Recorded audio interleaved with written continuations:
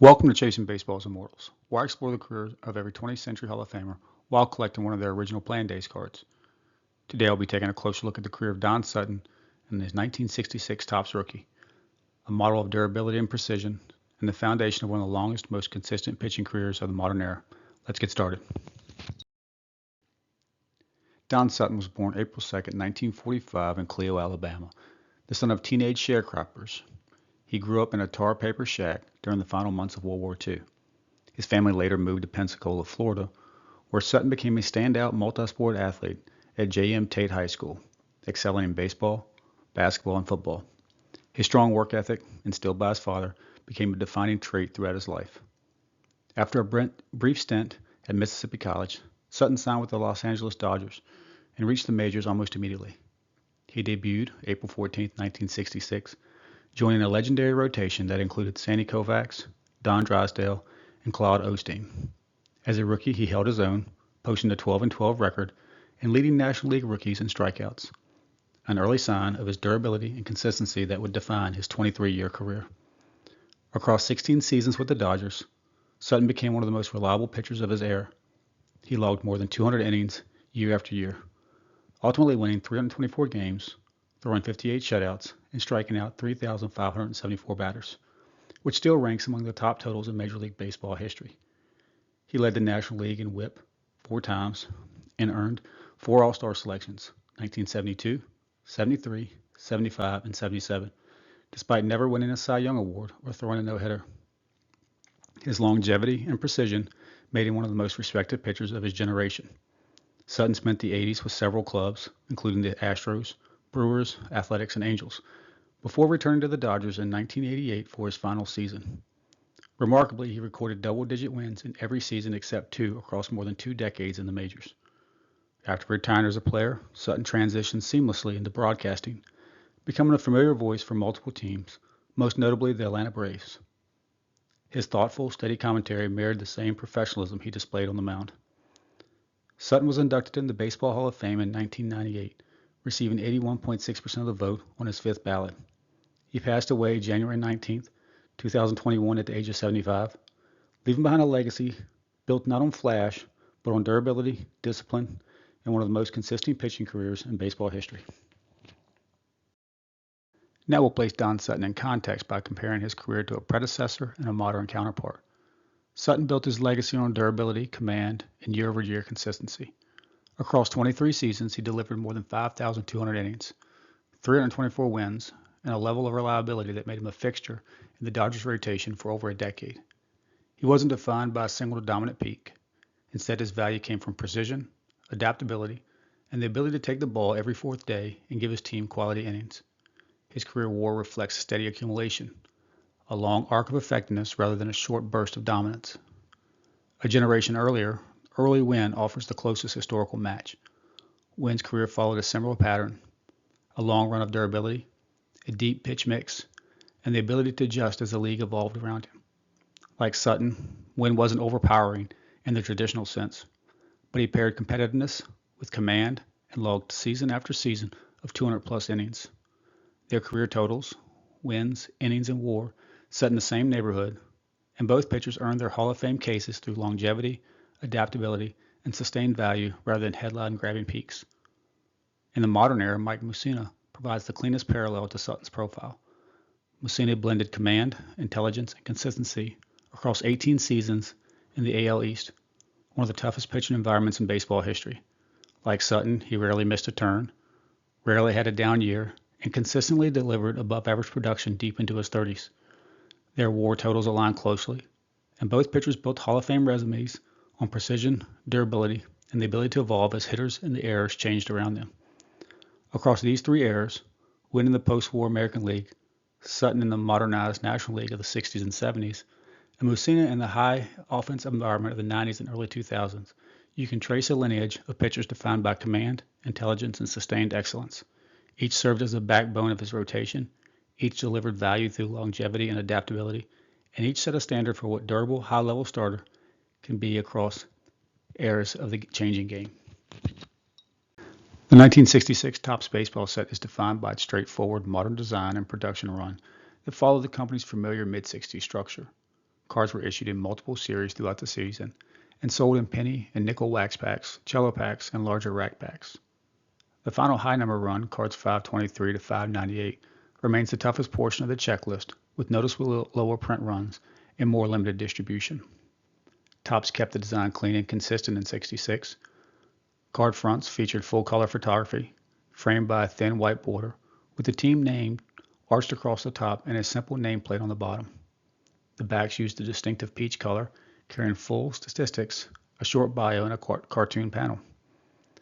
The year also included a true insert, rub-off decals, small 2x3-inch transfers featuring players and their team pennants.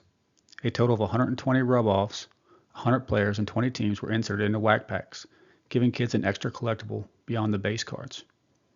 The checklist includes the era's biggest stars, Mickey Mantle, Willie Mays, Hank Aaron, Roberto Clemente, and Sandy Koufax, and 2 Hall of Fame rookies, Jim Palmer, and of course Don Sutton. Sutton shares his card with Bill Singer, who would go on to have a 14-year career, 2 All-Star selections, and pitch a no-hitter. The card presents a tight, no-nonsense portrait of the 21-year-old right-hander on the verge of joining the Dodgers rotation.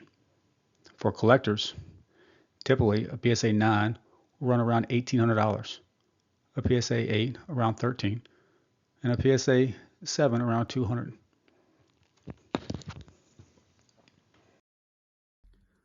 All right, now we'll take a look at the card. Here's my example, the 1966 Topps Don Sutton.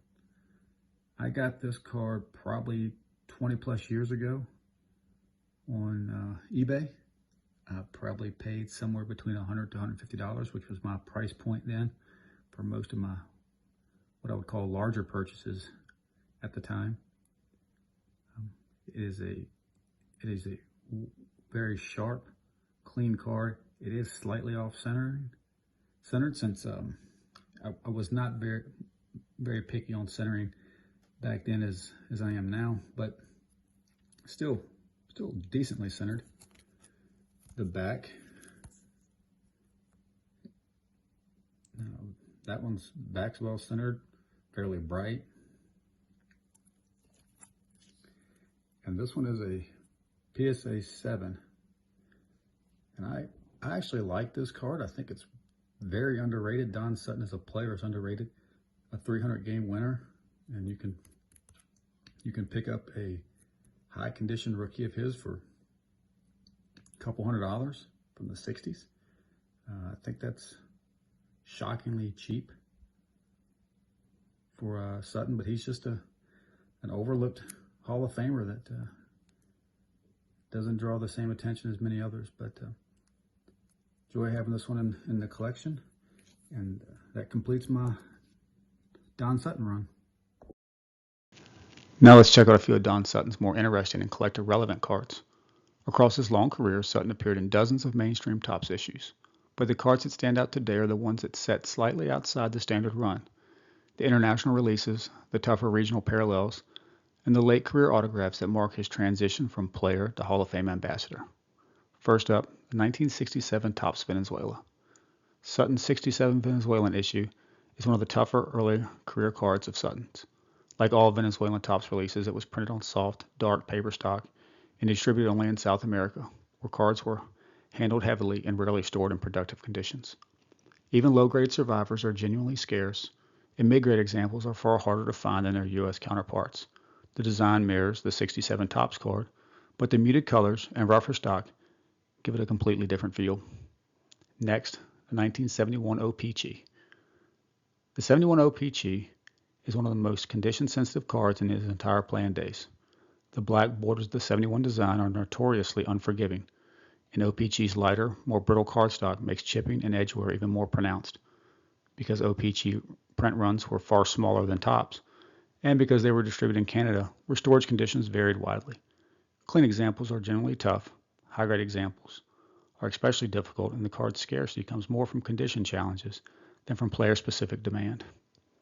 And finally, the 1998 Donruss Significant Signature Series. By the late 90s, Sutton had transitioned from Hall of Fame pitcher to a respected broadcaster and ambassador for the game. His 98 Donruss Signature Series card captures the era perfectly. The set was one of the earliest mainstream products to treat certified autographs as core features rather than an insert. Sutton's signature is clean and consistent, and the card's simple design, full accents, center portrait, and on-card auto give it a timeless feel. Because the checklist includes several Hall of Famers, and the print runs were modest by modern standards, Sutton's autograph remains a popular choice for collectors who appreciate late 90s certified autos. Sutton's card run spans more than 2 decades of playing days issues and another decade of post-career autographs. But these 3 cards highlight the range of what collectors can chase. What makes Sutton's run especially appealing is how accessible it is. Even his rarest regional and international issues are far more affordable than comparable cards of many Hall of Famers. Taken together, his selection offers a mix of genuinely scarcity, surprising affordability, making it easy for both new collectors and advanced set builders to add a meaningful piece of his career without chasing high-end prices. If you've made it this far, thanks for watching. On deck, I'll be taking a closer look at Tim Raines, a switch hitting spark plug before the accolades, a leadoff force in the making, and one of the most efficient base stealers the game has ever seen. We'll also break down his 1981 Topps Future Stars card, a modest 3-player rookie that quietly introduced a future Hall of Famer. See you then.